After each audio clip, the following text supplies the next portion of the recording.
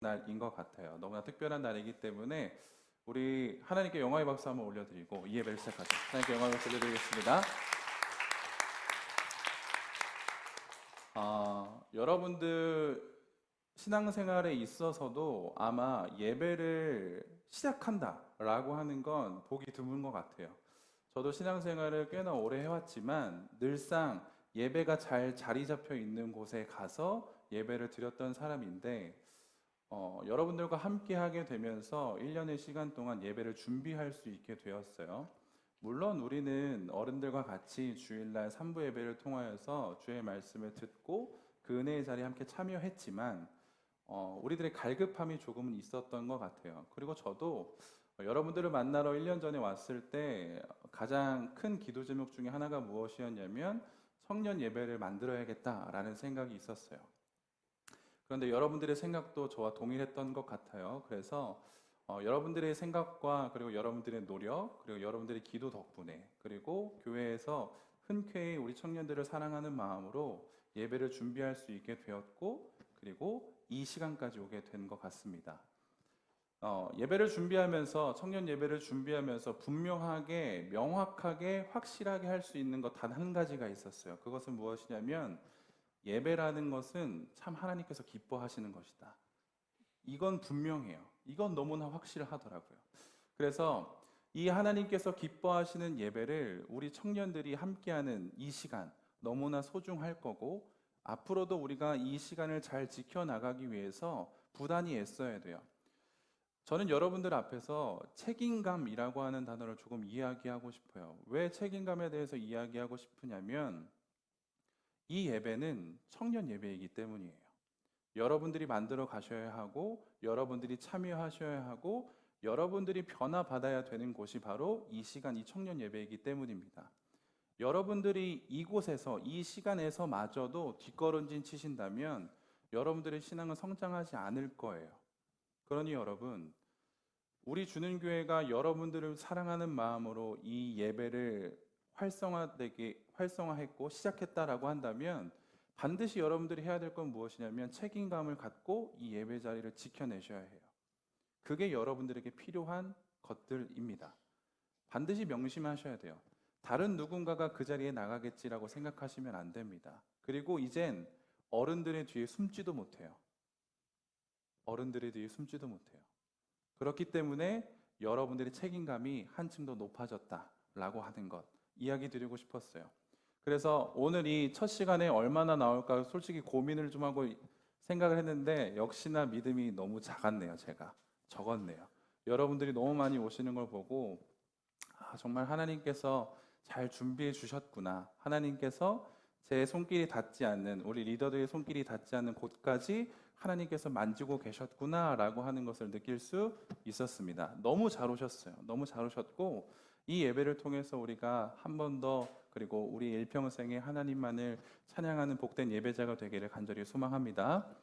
금요일 날에도 말씀드렸다시피 금요일 날에는 이제 사도행전을 가지고 그리고 주일은 출애굽기를 가지고 우리가 하나님의 은혜를 나누려고 해요. 출애굽기는 여러분이 너무나 잘 아실 거예요. 그리고 오늘 본문에 보니까 우리가 읽지는 않았지만 출애굽기를 시작하면서 야곱에 대한 이야기로 시작을 하죠. 야곱의 가족들에 대한 이야기를 해요. 우리가 잘 아는 것처럼 창세기 후반부를 보면 야곱의 인생이 야곱의 가족들의 인생이 얼마나 어려웠는지를 우리는 잘 알 수 있죠. 그런 어려움들을 이겨내고 난 이후 그들은 지금 애굽으로 내려와서 그리고 그들은 지금 애굽 왕의 호의를 받으면서 그렇게 그들이 평안한 삶을 살아가고 있었습니다.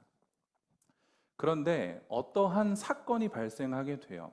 시간이 어떤 학자의 기록을 보니까 그 창세기 마지막부터 출애굽기 시작 그 사이가 약 400여 년이다라고도 이야기를 하거든요. 400년이라고 하는 시간은 결코 짧은 시간이 아니죠. 그런데 이 시간에 잘 지내고 있던 이스라엘 백성들에게 한 가지 전환점이 발생하게 되는 사건이 일어나게 돼요. 그것이 무엇이냐면 요셉을 알지 못하는 새 왕이 등극했다라고 성경은 이야기를 하죠. 요셉을 알지 못하는 새 왕이 등극했다. 이게 참 놀라운 거예요. 왜냐하면 오늘 본문 7절을 보니까 이렇게 기록을 하거든요. 이스라엘 자손은 생육하고 불어나 번성하고 매우 강하여 온 땅에 가득하게 되었다라고 성경은 기록을 해요. 자, 야곱의 가족들이 이 애굽으로 넘어올 때 몇 명이었냐면 약 70여 명이었다라고 해요. 그런데 지금 이 야곱의 후손들, 자손들, 가족들은 너무나 많아졌다라고 성경은 이야기를 하거든요. 그런데 왜 야곱의 가족들이 이렇게 많아졌을까라고 했었을 땐 창세기 12장으로 돌아가 보면 그 원인에 대해서 우리는 발견할 수 있어요. 그 원인이 무엇이냐면 하나님께서 아브라함에게 이렇게 말씀하셨어요. 내가 너로 큰 민족을 이룰 것이고 내게 복을 주어 내 이름을 창대하게 하리니 너는 복이 될 거라고 하나님께서 아브라함에게 분명히 말씀을 하셨거든요. 아브라함에게 말씀하신 이 약속이 이삭, 야곱 쭉 지나가면서 후손을 지나가면서 400여 년이 지난 이후에 지금 실현이 됐다라고 하는 거예요. 요셉, 애굽 이 관계는 매우 중요해요. 왜냐하면 우리가 잘 아는 것처럼 애굽이 살아남을 수 있었던 이유는 무엇이죠? 요셉의 꿈 때문이죠. 요셉이 어떠한 꿈을 꿨어요? 요셉이 꿈을 꾼 게 아니네. 애굽 왕이 꿈을 꿨죠. 그리고 요셉이 그것을 꿈을 해석을 해줬죠. 자, 요셉은 가나안이 지금 굉장히 부강한 나라가 될 수 있도록 굉장히 큰 원인 제공을 한 사람이겠죠. 다른 그 누구도 아니에요. 애굽에 있었던 사람들이 그 꿈을 해석해서 이렇게 번창한 것이 아니라 부강해진 것이 아니라 요셉이라고 하는 한 인물이 그 인물이 애굽 왕의 꿈을 해석함으로 인하여서 지금 애굽이라는 나라는 너무나 부강한 나라가 되었다라고 하는 거예요. 그러니까 어쩌면 이렇게 이야기해도 무방할 거예요. 지금 애굽이 있는 이유는 요셉 때문이다. 그리고 그 요셉은 누구와 함께 했다? 하나님과 함께 했다. 하나님께서 요셉의 인생이 함께 하셨더니 애굽이라고 하는 나라가 굉장히 부강해졌네요. 그래서 애굽 왕은 요셉의 아버지 야곱이 내려온다라고 했었을 때 너무나도 큰 호의를 친절을 베풀었던 거죠. 그런데 어떠한 사건이 발생했다? 요셉을 알지 못하는 왕이 등극했대요. 요셉을 알지 못하는 왕. 이 말은 무엇이냐? 하나님을 알지 못한다는 거죠. 어떻게 이들이 이 자리까지 이 나라의 힘을 얻을 수 있었는지에 대해서도 그들은 몰랐다라고 하는 거예요. 알 수 없었다라고 하는 거죠. 박철현 교수님이라고 계세요. 이분은 출애굽기 산책이라고 하는 책을 썼는데 그 책에서 이렇게 기록을 하셨어요. 이스라엘이 고통을 당하는 것이 바로 이 알지 못함 때문이다. 애굽 왕으로 새롭게 등극한 이 왕이 요셉을 알지 못함으로 인하여서 이스라엘 백성들은 이제부터 고통을 당하게 되는 거예요. 그러면 이 알지 못함으로 인해서 발생한 문제는 어떻게 해결할 수 있을까? 알지 못함의 문제가 해소되어야만 해결이 된다라고 하는 거예요. 알지 못함으로 인하여서 지금 이스라엘 백성들은 어려움에 빠지게 되고 곤란함에 빠지게 돼요. 그렇다라고 했었을 때 이 어려움과 곤란함을 해결하기 위해서는 반드시 이 알지 못함이 알므로 나아가야 되는 거예요. 오늘 본문 9절과 10절을 보시면 이렇게 기록을 합니다. 그가 그 백성에게 이르되 이 백성 이스라엘 자손이 우리보다 많고 강하도다. 자, 우리가 그들에게 대하여 지혜롭게 하자. 두렵건대 그들이 더 많게 되면 전쟁이 일어날 때 우리 대적과 합하여 우리와 싸우고 이 땅에서 나갈까 하노라 하고, 이스라엘 자손들이 너무나도 사람들이 많아졌고 강하여졌어요. 그래서 애굽 사람들은 두려워하기 시작했어요. 두려워해서 무엇을 했냐면 성경에서는 너무나도 재밌는 단어를 써요. 우리가 지혜롭게 하자라고 이야기를 해요. 애굽의 왕과 그 신하들이 이렇게 이야기를 한다고요. 저 이스라엘 백성들이 너무나도 강하여졌어. 너무나도 커졌어. 그래서 우리가 두렵지. 자, 우리가 지혜를 모으자. 박철원 교수님의 글에 덧붙이자라고 한다면 지금 이스라엘 문제를 해결하기 위해서는 지혜가 필요해요.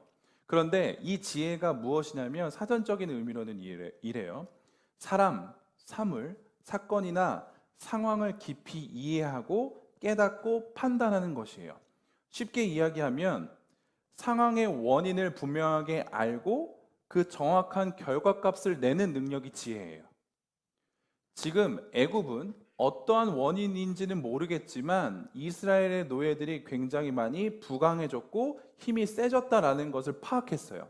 그래서 무엇을 하기 시작했냐? 지혜를 모아서 그들을 어떻게 힘을 빼뜨려 버릴까? 그들이 어떻게 우리들의 말을 잘 들을 수 있도록 해버릴까? 라고 하는 이 지혜를 모으자라고 이야기를 했다고요. 그래서 애굽 왕이 세 가지의 지혜를 내놔요. 세 가지의 지혜를 내요. 첫 번째가 무엇이냐면 그들을 육체적으로 힘들게 하자예요. 그들이 지금 노예로서 하고 있는 일의 양을 늘려버리세요. 그러면 그들이 강한 아이들이 아니라 약한 아이들이 될 거야 라는 이 지혜를 하나 모았던 거죠. 그리고 두 번째, 이게 잘 안 됐나 봐요. 그래서 무엇이라 이야기를 했냐면 히브리 산파들, 그러니까 애를 받아주는 그 히브리 사람들에게 이렇게 경고해요. 너희들이 아이를 받을 때 여자아이면 괜찮아. 하지만 남자아이면 무조건 죽여. 라고 이야기를 해요. 근데 여기서 재밌는 것은 히브리 사람들의 씨를 말려야 되는데 히브리 사람을 이용을 해요. 굉장히 악질이죠. 그리고 세 번째, 반드시 모든 남자아이를 죽일 것. 성경을 보면 히브리 산파들이 애굽 왕의 명령을 두려워한 것이 아니라 하나님을 두려워해서 애굽 왕의 명령을 거절해요. 그래서 아이들을 살려놓게 되죠. 그랬더니 어떻게 됐다? 이스라엘 백성들이 더 많아졌대요. 애굽 왕 그리고 신하들이 지혜를 맞대었는데 이 지혜는 분명하고 간단해요. 뭐냐면 죽여버리자는 거예요. 끊어버리자는 거예요. 없애버리자는 거예요. 이들을 없애버리면 해결이 될 거라고 생각을 했기 때문에 무슨 수를 쓰든지 이 사람들을 다 말라버려야 했어요. 하지만 그들의 생각대로 흘러가지는 않았죠. 그들의 생각대로는 흘러가지 않았어요. 여기서 한 가지 우리는 질문할 수 있어요. 왜 이들은 이스라엘 백성들을 이렇게 힘들게 하는가? 조금 더 확장을 해볼까요? 왜 세상은 그리스도인들을 힘들게 하는가?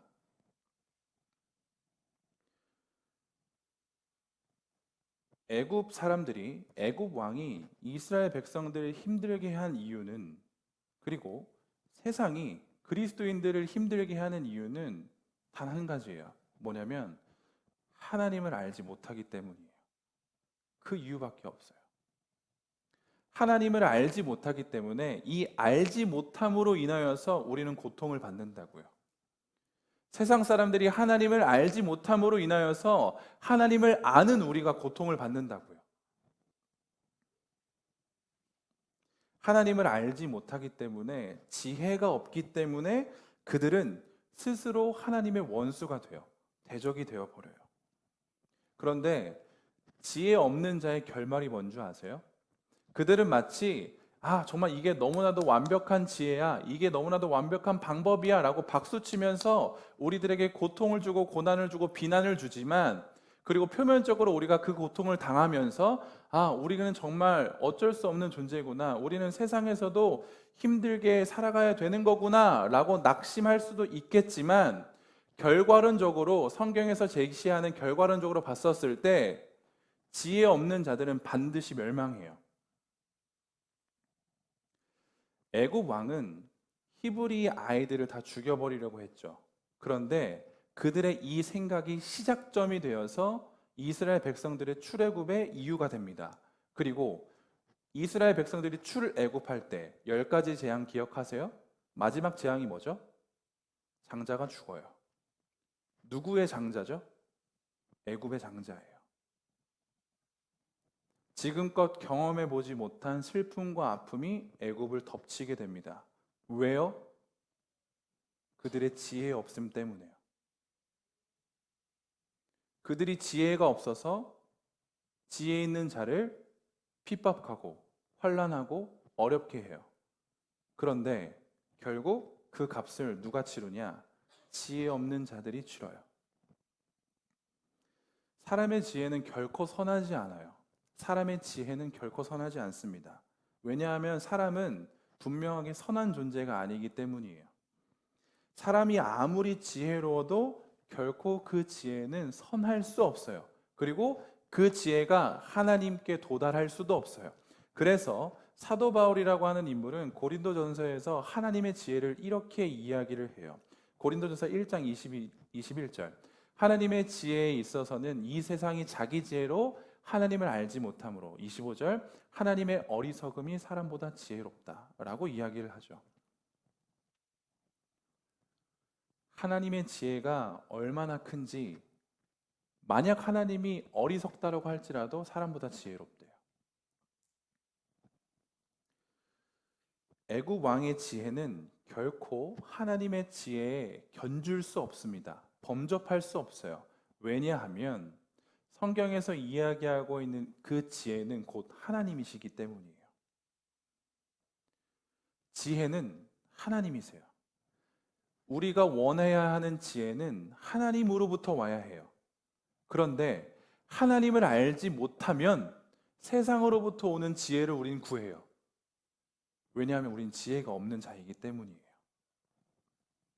시편 111편 10절, 우리가 너무 잘 아는 말씀이에요. 여호와를 경외함이 지혜의 근본이라. 그의 계명을 지키는 자는 다 훌륭한 지각을 가진 자이니 여호와를 찬양함이 영원히 계속되리로다. 여호와를 경외함이 지혜의 근본이래요. 이 근본이라고 하는 단어는 시작, 첫째라는 의미를 가지고 있어요.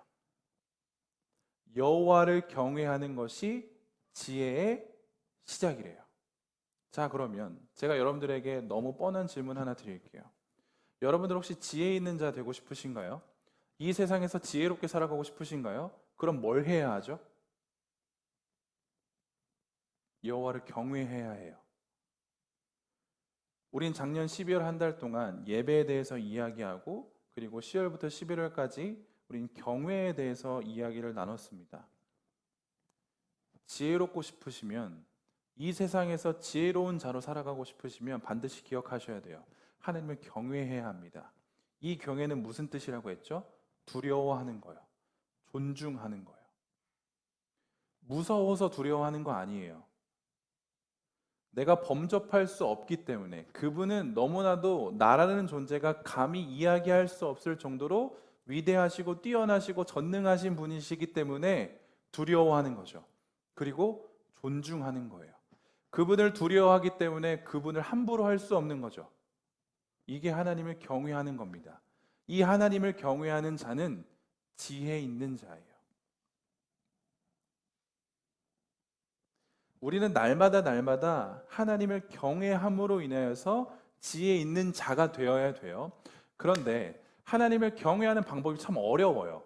여러분들 아시겠지만 하나님을 경외한다라고 하는 것이 매우 어렵습니다. 어떻게 해야 되지라고 우리는 방법론적으로도 막 여러 사람들에게 물어볼 수도 있어요. 하나님을 경외해야 되는 것은 아는데, 과연 그 하나님을 경외하는 것이 어떻게 내 삶에서 표현되어야 하느냐에 대해서 우리는 많이 질문할 거라는 말이죠. 그러면 제가 가장 기본적인 방법을 하나 알려드릴게요. 하나님을 경외하는 것이 무엇이냐? 지혜로운 자는 무엇이냐? 어떠한 삶을 살아가는 자이냐? 하나님의 말씀을 정말 가까이 하는 사람이에요. 시편 119편 98절에서는 이렇게 기록을 해요. 주의 계명들이 항상 나와 함께함으로 그것들이 나를 원수보다 지혜롭게 한대요. 우리가 세상에서 어려워하고 곤란해지는 이유는 지혜 없는 자가 우리를 핍박하기 때문이라고 말씀을 드렸어요. 그런데 이걸 역전시킬 수 있어요. 뒤집어 엎을 수 있어요. 어떻게요? 하나님의 말씀을, 그 계명을 항상 가까이 하면 그 말씀이 우리를 원수들보다 지혜롭게 해주신대요. 이게 놀라운 방법입니다. 그런데 저는 여기서 조금 슬픈 얘기를 하나 할 거예요. 주의 계명을 항상 가까이 한다라고 하는 것은 곧 그리스도를 아는 거고, 메시아를 아는 것이고, 예수님을 아는 것이에요. 그렇죠? 우리는 말씀이라는 것을 통해서 우리의 구원자 예수 그리스도를 발견할 수 있습니다. 그리고 그 구원자 예수 그리스도를 통하여서 우리는 하나님을 경외할 수 있어요. 그런데 여기서 문제가 발생해요. 뭐냐면 저도 여러분들과 같이 청년이거든요. 3040, 203040. 그쵸? 20 빼먹을 큰일 날 뻔했네. 저도 청년이에요. 그런데 정말 정확하게 보자고요. 저를 포함해서 이야기하는 겁니다. 그러니 여러분 잘 들으세요. 우린 성경 안 읽어요. 이게 정확한 거예요. 하나님을 경외하는 게 무엇인지 알아요. 경외해야 되는 거 안다고요. 그런데 안 읽어요. 무엇을요? 그 계명을요. 그 말씀을요. 가까이 하지 않는다고요. 그러면 어떤 일이 발생하는 줄 아세요? 우린 원수들에게 무조건적으로 질 거예요. 왜요? 원수들을 이길 만한 무기가 없잖아요. 성경에서 분명하게 이야기하시거든요. 너희들이 그 계명을 항상 가까이 함으로 인하여서 너희들이 원수들보다 지혜로울 거야 라고 이야기하지만 솔직해지자고요. 청년들이요. 성경 읽으시나요?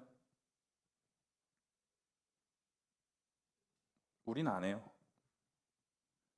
안 하면서 이 세상에서 그리스도인으로 살아가길 원하죠. 그래서 우린 능력이 없는 겁니다. 그래서 우리는 그 누구에게도 복음을 전할 수 없는 거예요. 이게 우리들의 현실이에요. 청년 예배가 주어졌습니다. 이 예배를 우리는 지켜나갈 거예요. 그런데 지킬 수 있는 방법은 단 한 가지예요. 여러분들이 말씀을 읽어내시고 그 말씀을 통하여서 경험하게 되어지는 하나님을 선포해야 돼요. 그거 하지 못하면 우린 아마 이 인원이 최대의 인원일 거예요. 그리고 점점 감소하겠죠. 물론 인원으로 예배를 판단해서는 안 됩니다. 하지만 우리가 끊임없이 하나님의 말씀을 가까이 하지 않는다면, 여전히 우리가 하나님의 말씀을 멀리하는 삶을 살아간다면 전 예언할 수 있어요. 어떤 예언이냐면 우린 능력 없이 살아갈 거고 우린 반드시 원수들에게 짓밟히며 살아갈 겁니다.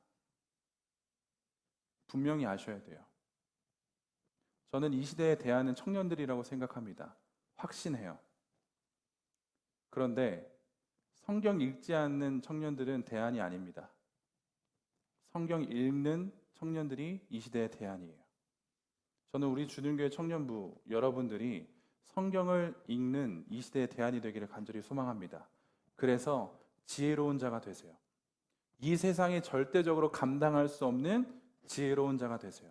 그럼 우린 늘 감사할 거고 늘 기뻐할 거고 이 세상에서 결코 낙심하거나 낙담하지 않을 겁니다.